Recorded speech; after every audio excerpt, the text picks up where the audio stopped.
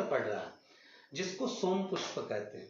अर्थात भगवान शंकर मां पार्वती के साथ में निरंतर विहार करने के लिए श्रावण के महीने में इस सोम पुष्प के अंतर्गत काशी में, उज्जैनी में, ओमकारेश्वर में, सोमनाथ में, केदारनाथ में, वैद्यनाथ में, मल्लिकार्जुन में, नागेश्वर में, अर्थात जितने भी बाबा के 12 ज्योतिर्लिंग हैं, इन ज्योतिर्लिंग में मेरे बाबा पार्वती के साथ में विचरण करते हैं। और बाबा विचरण तो करते ही हैं, साथ में माता पार्वती के अनुसार माता पार्वती जी स्वयं शिव की आराधना करती हैं और शंकर से वर प्राप्त करती हैं। तो ये वो सोम पुष्प है, ये वो सोमती अमावस्या है जो श्रावण के महीने में पड़ी है, जिसका लाभ अपन सबको प्राप्त हो शिव महापुराण के अनुसार। तो मेरा निवेदन रहेगा, इस सोम पुष्प के अंतर पहले सोमती का महत्व समझ ले कि सोमती अमावस्या का महत्व क्या है, सोमती अमावस्या की कथा क्या है। महाराज अगर हम जाने तो उसके अनुसार, सोमती अमावस्या के अनुसार एक ब्राह्मण परिवार था और बड़ा आनंद में रहने वाला, बड़ा सुख में रहने वाला, भगवत चर्चा करने वाला और भगवत स्मरण करने वाला और भगवत स्मरण में सदा रमने वाला, दिन प्रति भगवान शिव की आराधना करना, दिन प्रति भगवान शंकर का स्मरण करना, दिन प्रति भगवान शंकर की चर्चा करना, भगवत स्मरण करते रहना। इनकी एक पुत्री थी, ब्राह्मणों की कन्या थी। उस कन्या का शिव महापुराण में सुंदर भाव वर्णन किया गया है उमाखंड के अंदर कि इस कन्या का विवाह योग नहीं था। इस कन्या के भाग्य में, रेखा में, हस्त रेखा में, मस्तिष्क रेखा में, चरण रेखा में कहीं भी इस कन्या का विवाह योग नहीं था। ब्राह्मण सेवा में लीन रहते, भगवान शंकर के मंदिर जाते, आराधना करते, देवी की अर्चना करते, भगवत भजन करते, कीर्तन करते, शिव अर्चना करते। एक बार श्रावण के महीने में ही क्या हम कहें कि विचरण करते करते श्रावण का महीना लग गया था और ये शिव के मंदिर से आए और अपने घर में विराजमान थे। ब्राह्मण परिवार अपनी बेटी को लेकर आए, शिव मंदिर से आराधना कर कर, पूजन कर कर, जल चढ़ाकर, अभिषेक कर कर जब घर पर आए हैं, बैठे, कुछ ब्राह्मणों ने आवाज लगाई, कुछ संतों ने आवाज लगाई, भिक्षाम दे, हमको भूख लग रही है। संतों ने जब आवाज लगाई, ब्राह्मणों के घर में से कन्या बाहर निकल कर आई और कन्या ने बाहर निकल कर आकर कहा, संतों आप हमारे घर में प्रवेश करिए, आइए। आसन दिया, बिठाया, बिठाकर निवेदन किया, संतों हम आपके लिए क्या सेवा कर सकते हैं। ब्राह्मण और ब्राह्मणी आए, निवेदन करा, नमन करा, प्रणाम करा। संतों ने कहा हमें बहुत भूख लगी है, यदि कुछ भोजन प्राप्त हो जाए तो हम आगे के लिए रास्ता बना लें और हम चले जाएं। ब्राह्मण ब्राह्मणी ने पुत्री से कहकर भोजन सिद्ध किया, सभी ने मिलकर भोजन बनाया, संतों को भोजन कराया। जाते हुए संत जाने लगे। ब्राह्मण ब्राह्मणी को देखकर यथा योग्य आशीर्वाद दिया। आशीर्वाद देने पर ब्राह्मणों ने एक निवेदन करा, ब्राह्मण ब्राह्मणी ने निवेदन करा कि हमारा केवल इतना सा निवेदन है गुरुदेव, संत देव, हमारी बेटी का विवाह नहीं हुआ, इसका योग नहीं बनता, इसका संबंध नहीं हो रहा, हमारी बेटी का विवाह करना। संतों ने उसी समय पर कन्या के हस्तकमल को जब देखा, कन्या के हस्तकमल को देखकर कहा कि इस बेटी के भाग्य में तो विवाह का योग ही नहीं है, इसका संबंध नहीं होगा, और मान लो यदि इसका संबंध हो गया, इसका विवाह हो गया, तो इसका पति जीवित नहीं रह सकता। इतने कठिन योग इसके हैं और इसका संबंध नहीं है। ब्राह्मणों ने निवेदन करा, कुंवारी बेटी घर में बैठी रही, यह कहाँ तक सिद्धता है महाराज, कुछ कृपा करिए।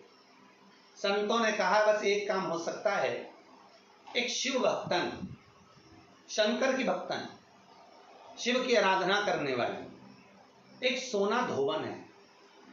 वो सोना धोवन जो जिसका नाम है सोना और धोबी का काम करती है, कपड़े धोने के लिए जाती है, वस्त्र आदि धोती है और भगवान शंकर का भजन करती है। नित्य प्रति का नियम है उसका, शिव मंदिर में जाना, शंकर की आराधना करना, शंकर को जल चढ़ाना, समर्पित कर कर शिव मंदिर में पोछा लगाना, झाड़ू लगाना, बुआरी लगाना और शिव मंदिर को सुगंधित पुष्पों से सजा देना सोना धोवन का एक नियम था। पूरे परिवार में शिव चर्चा करती थी, भगवान की आराधना में डूबी रहती थी सोना धोवन। संतों ने कहा यदि ये आपकी बेटी, आप ब्राह्मण तो हैं, ब्राह्मण कुल में जन्म लिया है आपने, पर आपकी बेटी जो शिव का भक्त है, सोना धोवन जो शिव की आराधना करने वाली है, हमारे यहाँ कितना सुंदर कहा कि दासों के भी दास यदि हम बन जाए, हम दासों के भी अगर दास बन गए, हम भगवान शंकर की सेवा करने वाले की ही केवल सेवा कर लिए, कितनी प्रसन्नता होती है जब सुनते हैं कि केदारनाथ लोग जाते हैं, अमरनाथ लोग जाते हैं, श्रावण के महीने में लोग अमरनाथ की यात्रा करने जाते हैं। तो कई लोग कहते हैं कि गुरुदेव हम जब अमरनाथ की यात्रा कर कर आए तो हमने देखा कि वहाँ बहुत भंडारे चल रहे हैं, लंगर चल रहे हैं, लोग नए नए पकवान अमरनाथ आने वाले यात्रियों को खिला रहे हैं, खूब सुंदर व्यवस्थाएं दी जाती है। तो यहाँ तो शास्त्र कह रहा है कि शंकर के दरवाजे की चौखट पर भी यदि कोई सेवा कर रहा है, बुआरी काट रहा है, कोई शिव के मंदिर की आराधना कर रहा है, यदि हमने उसकी भी सेवा कर दी और वो निस्वार्थ भाव से सेवा कर रहा है और उसकी भी यदि हमने सेवा कर दी तो शंकर प्रसन्न हो जाते हैं। तो संत कह रहे हैं अगर आप ब्राह्मण की पत्नी से कहा कि अगर आपकी पुत्री ये ब्राह्मण कन्या सोना धोवन के यहाँ जाकर अगर सोना धोवन की थोड़ी सी सेवा कर ले, मात्र 7 दिवस तक सेवा कर ले, तो इस कन्या का भाग्य बदल जाएगा। अब सोना धोवन तो सत्संग में लगी रहती, भजन में लगी रहती, शिवाराधना में लगी रहती, नमः शिवाय ओम कहती रहती, उसका नियम नमः शिवाय ओम का स्मरण नित्य प्रति करती, श्री शिवाय नमस्तुभ्यम का जाप करती, शंकर के भजन में डूबी रहती। कन्या को मालूम पड़ा, माता पिता ने कहा बेटा सोना धोवन है, ब्राह्मण कुल में तुम्हारा जन्म हुआ है, तुम जाकर सेवा करो, हम भी कहते हैं, मना नहीं है, पर जगत क्या कहेगा। बेटी कहती है माँ यदि संत के मुख से निकली हुई वाणी सिद्ध होती है तो मुझे सेवा करने में क्या दिक्कत है, मैं सेवा करने को तैयार हूँ माँ। अब बेटी प्रातः में जल्दी उठ जाती और ब्राह्मण कन्या उठकर तुरंत सोना धोवन के घर पहुंच जाती। सोना धोवन की एक बहू और बेटा थे, सोना धोवन का पति था घर में। ये सब उठे उससे पहले ये घर में प्रवेश कर कर झाड़ू लगाकर, पोछा लगाकर, वस्त्र आदि धोकर और ब्राह्मण कन्या पूरे घर की बुआरी कर कर, दीप प्रज्वलित कर कर, सोना धोवन के दरवाजे पर दीप लगाकर और आ जाते।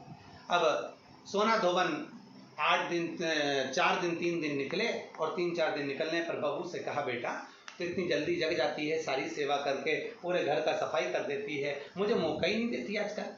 बहू बोली माँ मुझे तो लगा कि आप सुबह जल्दी उठते होगे।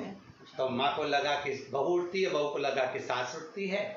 दोनों ने विचार करा कि फिर अपने घर में आकर इतनी सेवा कर कर, झाड़ू आदि बुआरी आदि कौन कर कर जा रहा, देखे तो सही, कौन कलश भर कर जाता है जल का शंकर जी के लिए, कौन फूल रख कर जाता है शिव जी के लिए, कौन बेलपत्र रख कर जाता है शिव जी के लिए, कौन इतनी सामग्री जुटा कर जाता है शंकर जी के लिए, कौन चंदन घिस कर जाता है शिव जी के लिए, मुझे देखना है।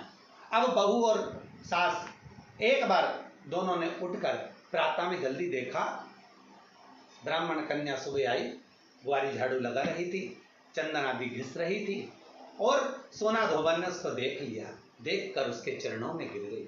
सोना धोवन उस ब्राह्मण कन्या के चरण में गिरी, प्रणाम किया, नमन किया, बेटा आप ब्राह्मण कुल की बेटी हो, आप मेरे घर में बुआरी काट रही हो, मुझे दोष लगेगा, आप ये क्या कर रही हो, आपसे निवेदन है आप ऐसा ना करिए, मुझे दोष लगेगा, मैं शिव की आराधना करती हूँ।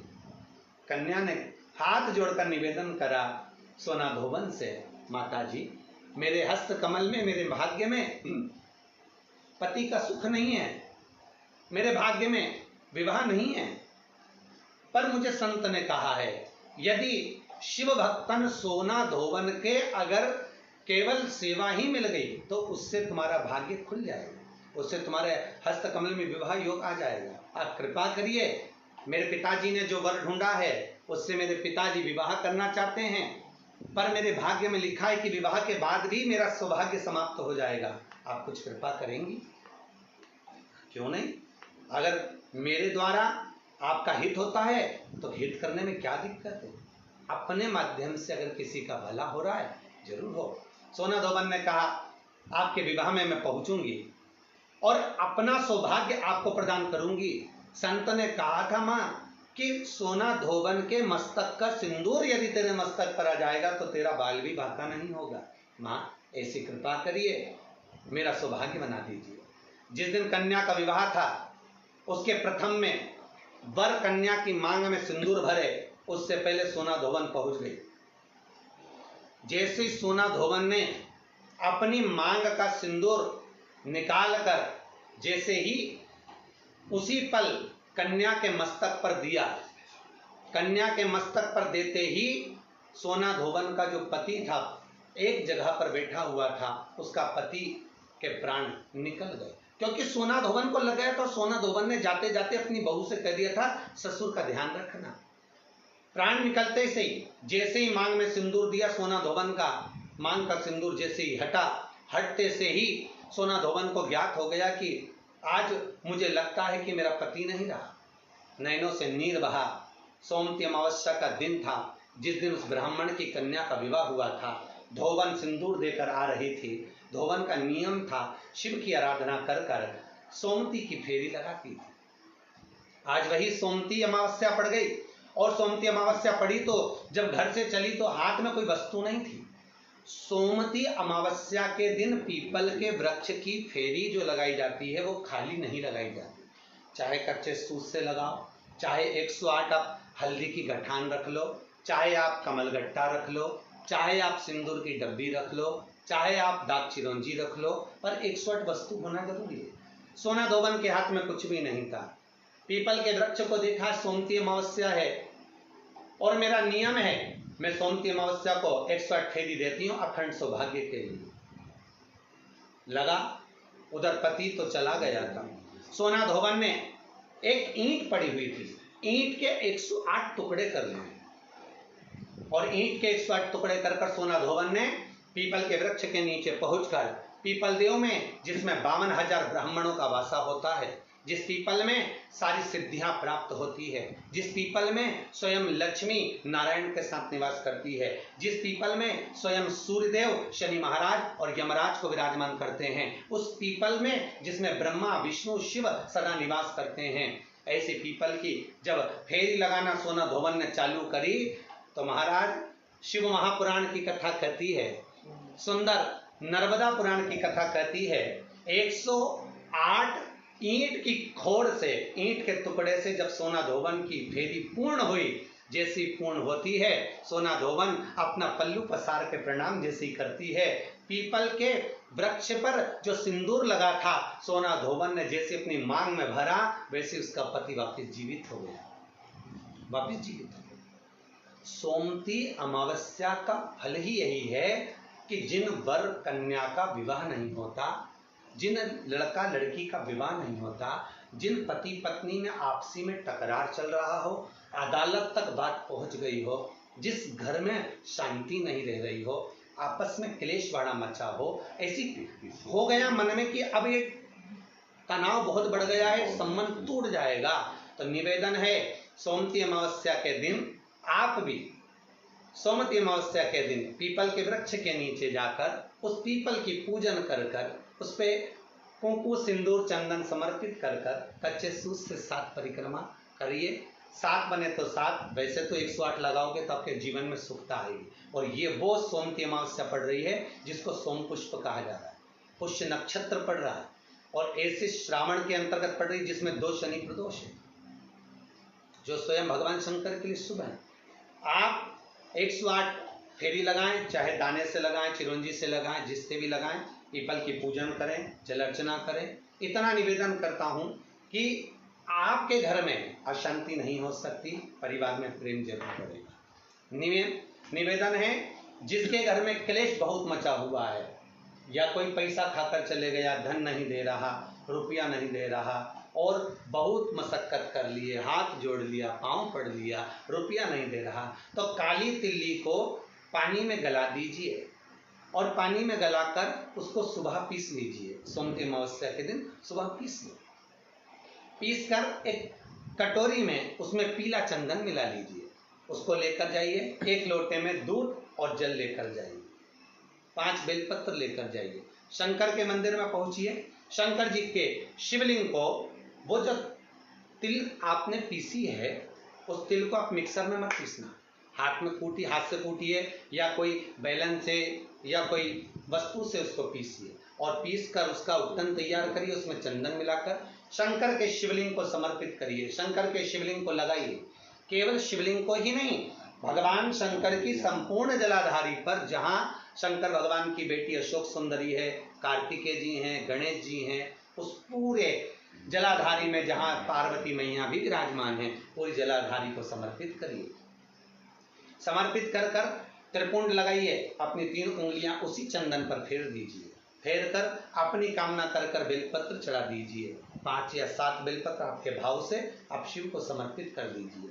समर्पित कर कर हाथ में कलश लेकर, दूध और जल मिला हुआ पात्र लेकर शंकर को समर्पित करिए और बाबा भोलेनाथ से विनती करिए कि जिस व्यक्ति ने हमारा धन खाया है, जिस व्यक्ति ने पैसा रख लिया या कोई लेकर चले गया या कोई ऐसा काम हो गया कि वो धन आ ही नहीं रहा है, बहुत तकलीफ में है, तो बाबा से विनती करो। मुझे पूरी उम्मीद है कि सोमवती अमावस्या इस बार आप जो कर रहे हैं, अगली सोमवती अमावस्या जब आएगी, इतनी प्रसन्न चित्त में आप ये पूजन करेंगे, वापिस करेंगे और पूरे परिवार समेत करेंगे। जब आपका धन आ जाएगा, वैभव हो जाएगा, तो आप वापिस उसको धारण करेंगे।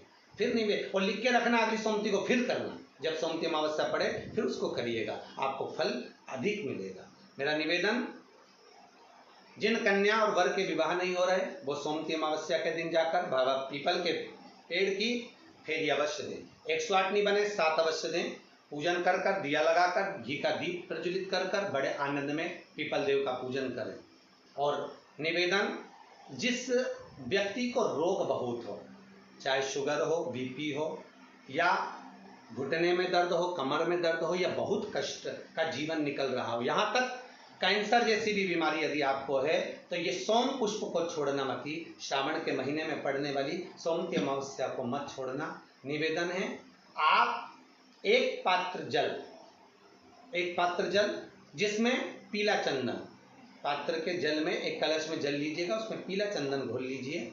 पीला चंदन घोलकर उसमें थोड़ी सी काली मिर्ची पीस कर मिला लीजिए। काली मिर्ची को पीस कर डाल दीजिए और उसमें 7 बेलपत्र उसके अंदर डाल दीजिए। 7 बेलपत्र के साथ में 7 वृक्ष के पत्ते, कोई भी वृक्ष जो आपके पास में हो, 7 वृक्ष के पत्ते उस कलश में डाल दीजिए। घर से निकलते समय पूरे घर का भ्रमण करते हुए, जिस व्यक्ति को रोग बहुत है उस व्यक्ति का स्पर्श कराते हुए वो जल शंकर भगवान के ऊपर समर्पित कर कर, थोड़ा सा जल बचाकर, पत्तियां सब शिव जी को चढ़ाकर, थोड़ा सा जल बचाकर शंकर की देहली पर चढ़ा दीजिए। शंकर की चौखट पर, भगवान शंकर के शिवलिंग की चौखट पर समर्पित करें।